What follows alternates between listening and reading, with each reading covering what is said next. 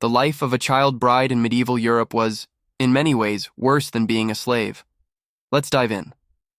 Number 10. You were a walking business contract. You know how you dream of finding the one, that magical connection? Forget all that. In medieval Europe, your marriage had nothing to do with love. It was a business deal. Period. In an era defined by feudalism, the only thing that mattered was land. Land meant power, food, soldiers, and status. And the fastest way to expand your territory without a bloody war was through a strategic merger. And you were that merger. Imagine your future being decided in a boardroom meeting before you even knew what a Big Mac was. Your dad and some random lord's dad would sit down, and the conversation wasn't about your happiness, but about territorial synergy. If we marry my 7-year-old daughter to your 30-year-old son, we can unite our valleys, control that trade route, and create a buffer against Duke Chad next door. You weren't a person in the room. You were the main item on the agenda. Your union was more like an AT&T and Verizon merger than a Taylor Swift romance. They were literally negotiating your future like you were an NBA draft pick. I'll give you my daughter, a dowry of 500 acres, and a prize-winning cow, and you give me military protection and access to that river. You were a high-value asset, a future dividend, but never the shareholder. Romantic, right? About as romantic as filing your taxes. Your value wasn't in who you were, but in what you represented. You were the living signature on a contract you couldn't even read. Number 9. The engagement basically started in the cradle. You think parents who make an Instagram account for their baby are extra? That's nothing. In the medieval era, they were planning your wedding while you were still learning to crawl. The high infant mortality rate made it all the more urgent. A deal had to be sealed fast before one of the parties, read children, died from some random fever. We're talking about engagements for kids aged 2 or 3, that's right. While you were busy discovering you shouldn't eat dirt, your father was already shaking hands with another nobleman, sealing your marital fate. It was the real-life DARE program, but instead of saying no to drugs, you couldn't say no to a marriage with a total stranger. The engagement, or betrothal, was an ironclad contract. Breaking it was like trying to cancel your cable subscription today. Nearly impossible, with enormous financial and diplomatic penalties that could lead to war. It was their 401k retirement planning, except instead of money, they invested their children to secure the family's future and bloodline, the family brand. While kids today have play dates to socialize, noble medieval children had merger dates, supervised meetings, so the two assets could, at best, get used to each other's faces before being locked away together for life. Childhood wasn't a phase of life. It was a brief waiting period before your real purpose began. Number 8. Goodbye. Education. Hello. Embroidery. Dreaming of going to college? Having a career? I don't know. Learning to read? How cute. For a medieval child bride, your education had one goal: to turn you into the perfect wife and the most efficient baby-making machine possible. While your brothers, if you had any, learned swordsmanship, military strategy, Latin, and how to rule, your intellectual world was deliberately shrunk. As soon as your marriage was arranged, your curriculum changed drastically. Forget math, history, or philosophy. You were going to learn how to manage the servants of a castle, how to sew tapestries, the medieval equivalent of scrolling through TikTok for hours, how to play an instrument to entertain guests, and most importantly, how to be submissive and obedient. Your only major was air management. Any potential you had was crushed.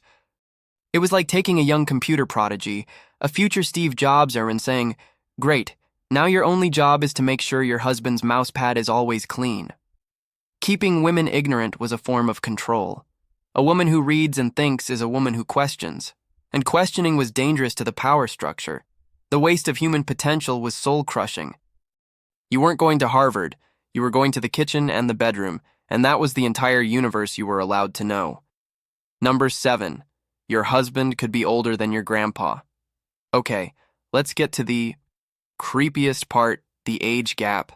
We're not talking about a Hollywood couple with a 10-year difference. We're talking absurd levels. A 12-year-old girl could be married off to a man of 40, 50, or even 60, a battle-hardened widower looking for a young, fertile wife. Picture the scene. You're 13, still a child in every sense of the word, and you're handed over to a guy with wrinkles older than your dynasty. A guy who fought in wars before your father was born, with a body scarred by battle and a cynical worldview. He isn't a sugar daddy. He's an ancient history daddy. The psychological shock is unimaginable. He didn't see you as a partner, but as a vessel for his seed and a symbol of his virility and status. This wasn't seen as weird. It was normal. It was strategic. An older lord was already established and powerful. And for the bride's family, there was the cold logic that he would probably die soon, leaving the young widow and her family with a handsome inheritance and power. It sounds like the script of a Hollywood B-horror movie, but it was real life. The forced physical intimacy in these situations, the constant revulsion and fear, is something that makes your skin crawl. It was the normalization of abuse in its most institutionalized form. Number 6. The wedding party wasn't for you. Everyone loves a good wedding, right? The dress, the dancing. Well, your medieval wedding wasn't your MTV Super Sweet 16. The party wasn't to celebrate you. It was to celebrate again the business deal. It was a public relations event, a show of power for rival lords. Your parents would spend a fortune to impress, serving roasted swans and entire boars, while you, the 10-year-old bride, were probably sitting in a heavy dress you could barely manage, terrified by the noise and the drunken men. You were the center of attention, but at the same time, completely invisible. You were the MacGuffin in your own movie. The centerpiece of an auction where you'd already been sold. Nobody asked for your favorite song. The DJ wasn't going to play Beyoncé. The party was for the adults to get drunk and make more deals. You were just the trophy being displayed before being locked in the tower. The feeling must have been like being a helium balloon at a party. Colorful, at the center of everything, but completely empty inside and at the mercy of the wind. At the end of the night, the climax of the celebration was the bedding ceremony, where guests would escort the couple to their room to witness the consummation, a humiliating ritual designed to publicly validate the contract. Number 5. You were basically a foreigner in a hostile land. As soon as the wedding was over, you were ripped away from everything you knew. Your home, your family, your language, maybe. You were sent to live in your new husband's castle, a cold, damp place full of strangers who viewed you with suspicion. Think about it. It's like being the only Red Sox fan in a packed Yankees bar in the Bronx, except 1,000 times worse. You had no support system, no FaceTiming your mom, no texting your best friend. You were alone, surrounded by his family, who saw you less as a new member and more as a womb with a dowry. Your mother-in-law often saw you as a rival for her son's affection and power. Any abuse, verbal, physical, emotional, happened behind closed doors, and you had no one to run to.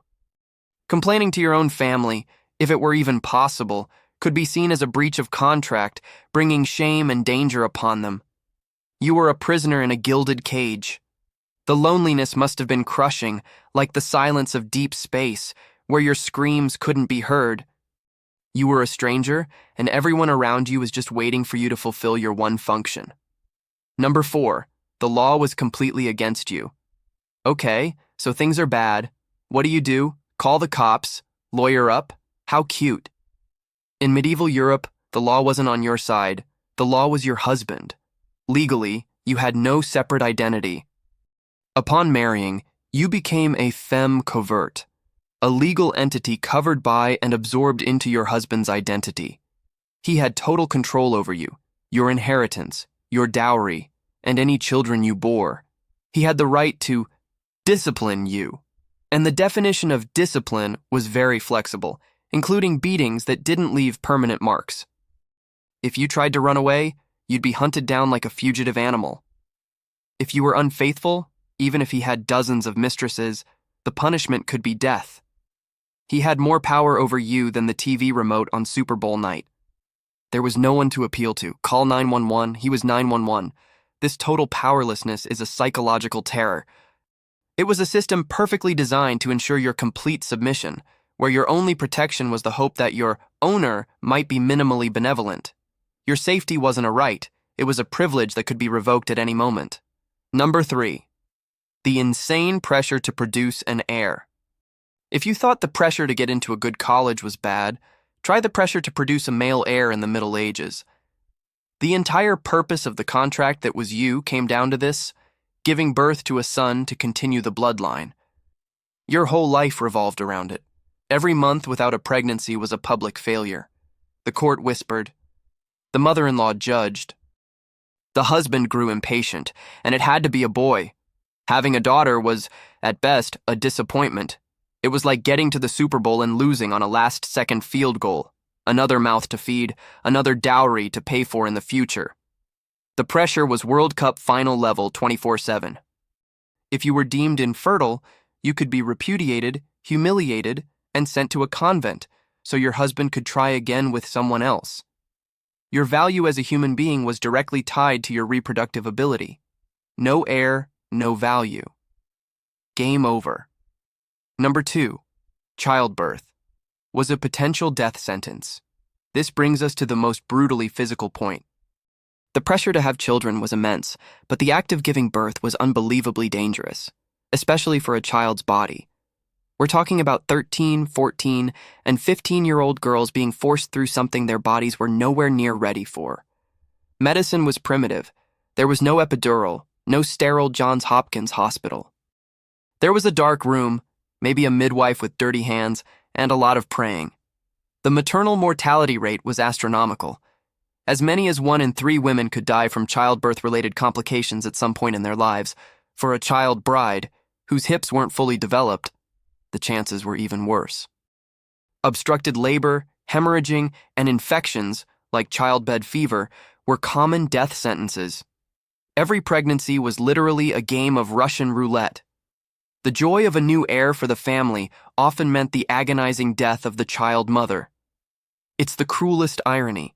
The moment that was supposed to solidify your value and purpose was the one most likely to kill you. And if you survived, the cycle began again the next year.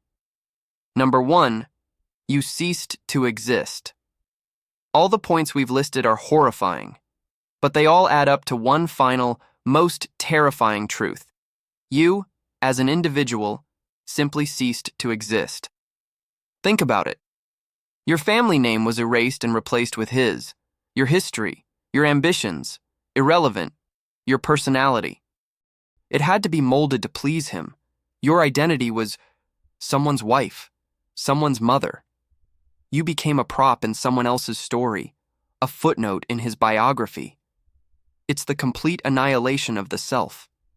Everything that made you you was sanded down and reshaped to fit into a tiny, odd, restrictive mold. Your life became a spin-off of someone else's life, and you weren't even the main star.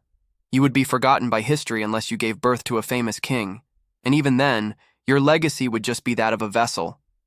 The true horror wasn't just the danger or the powerlessness, it was the total erasure of your soul. It was like being a video game character whose only purpose is to deliver an item to the main player and then vanish from the map. And that is the reason why the medieval happily ever after fantasy was in reality a never-ending nightmare. And that's a wrap for us. Stay tuned for more powerful stories. Hit that subscribe button. The next time you watch a movie with a young princess getting married, remember the reality behind the fantasy. Be grateful you live in a time where, at the very least, we get a chance to write our own story.